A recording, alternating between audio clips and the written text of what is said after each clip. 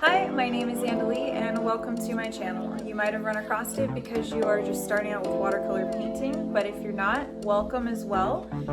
This is really for pretty much anyone who wants to learn how to watercolor paint and then also take their artwork and put it on physical objects or use it to create an income. I personally already have published coloring books on Amazon KDP, and I want to show you in this video how to create your own book cover or journal cover using watercolors and a very simple pattern. So welcome to the channel. Please like and subscribe if you haven't already, and I'll leave some links down below for some other cool stuff that you can check out, like some of my other videos or free resources. Let's get on to the video, and I'm really excited about this one because it's going to be fun. So in this video, I'm just going to show you how to create a simple pattern using watercolors and a couple different styles of brushes. We're going to experiment with the pressure that we're placing on the paper to create a really cool effect, and then in essence create a pattern. So the pattern could be really for anything: fabric, journal cover, digital journal, anything you want, wallpaper for your cell phone. I've done those as well. But right now I'm actually building up a library of Amazon KDP books and journals. So that's kind of what I designed this video for today. So what I'm going to do is I'm going to just wet my brush and I'm going to pick up a color. I think I'm going to go with like a pink color, pink and green. And I'm going to do just a really simple pattern. This is a great exercise if you're just starting out with watercolor painting and you want to get used to how the brush works. And I'm going to pick a direction across the paper and just create some marks by pressing down on the page. So I'm putting a lot of pressure, getting a lot of the water out of the belly of the brush and lifting up to create the thinner lines. And I'm going to create some rows of this style. You'll notice as I go, there's actually less color towards the end of the line. So what you can do is just pick up more color and just dab it in there because it's still wet, and it'll pick up the color and it'll bleed together and you won't notice it.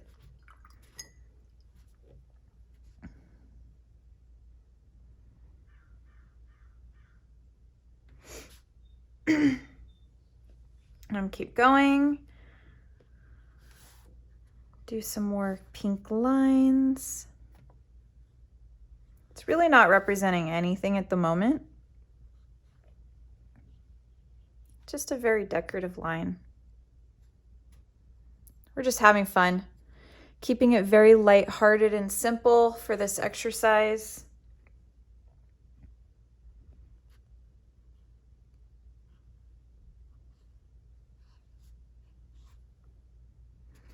And I think my imagination is really really playing with me today, because for some reason I saw those little triangular flags. So I think I'm going to turn this into one of those designs. And I know I'm not explaining it very well, but you'll see what I mean in a minute, because once I design these, I'm going to add the little flags.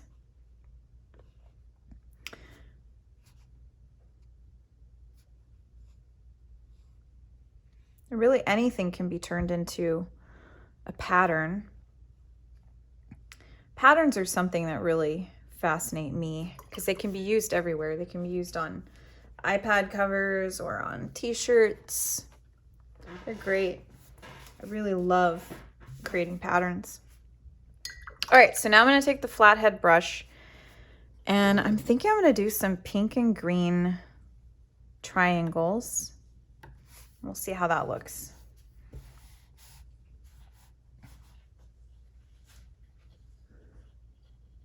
Just to give the illusion of little flags.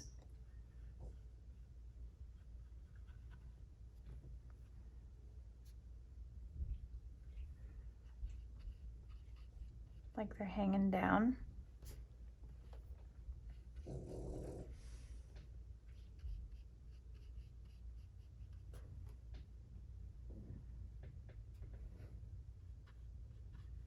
You can really get as creative as you want with this. They could be like multicolored. Could be any shapes that you want to. It doesn't have to be like this. It can be anything. Could have done circles, squares, stars. It's just really about experimenting and creating something new. I didn't draw a line because usually the flags are, you know, attached to a line, because I thought this would be a little bit more unique and original. I like the idea of kind of getting away from the traditional style that you see these in. And I'm also letting the colors bleed together. So now I'm going to pick up a green. I have to be really careful with the green because green and pink don't really mix well together. So I might go over the drier areas and place the flag over it because I don't want to get the pink muddy, meaning I don't want it to turn brown on me. You can see how it's already kind of doing that. So I'm just being real careful with where I put the green flags. Yeah, this is really cute. Just kind of gives the illusion. With watercolors, you don't have to make it look exactly like the object that you're painting. You can really do anything you want. It can be impressionistic or it can be abstract. This is probably a little bit more on an abstract level because it's not clear what exactly I'm painting. I'm gonna do a little one there. There's really no rhyme or reason. As long as you're enjoying yourself as you're painting, that's all that matters.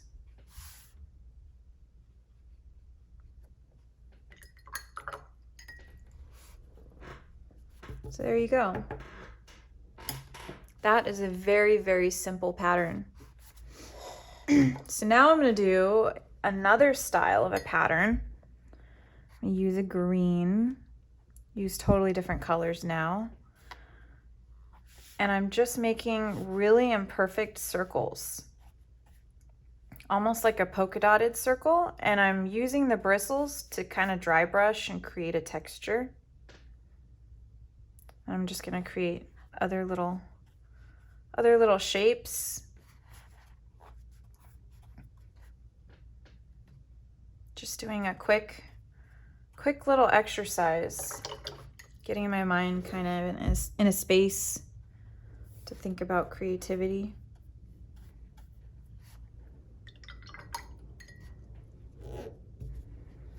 Now I'm going to use the yellow again.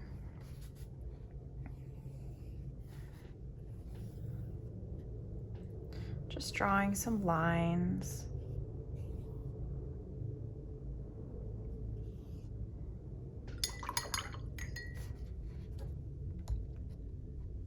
Feels very 80s, like lines and stripes and circles. Now I'm going to add a green color.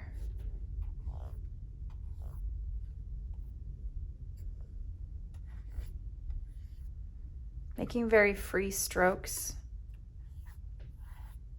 creating some depth here, feeling like the wind is really like carrying them away. Then I'm going to add some darker colors in here just to give them more depth, more interest.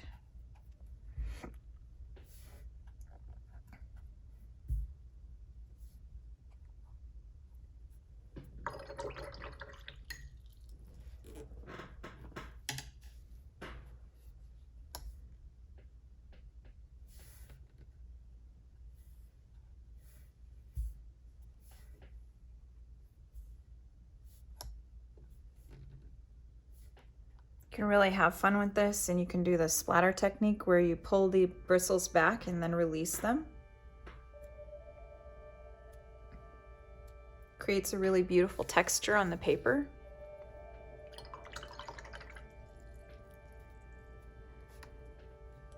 And there you go.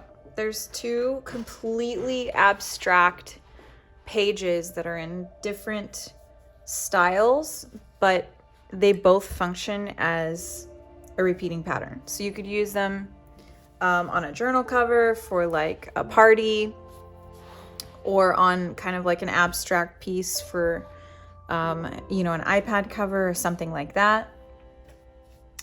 And in fact, I just thought of something. So as you're working, you'll probably think of these things like I do. Kind of want to add some pink in here. Maybe some lines.